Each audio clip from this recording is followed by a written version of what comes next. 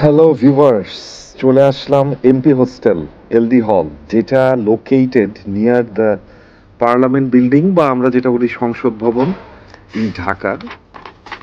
Hollywood Bollywood স্টাইলে এই অনুষ্ঠানগুলো হয় এখানে।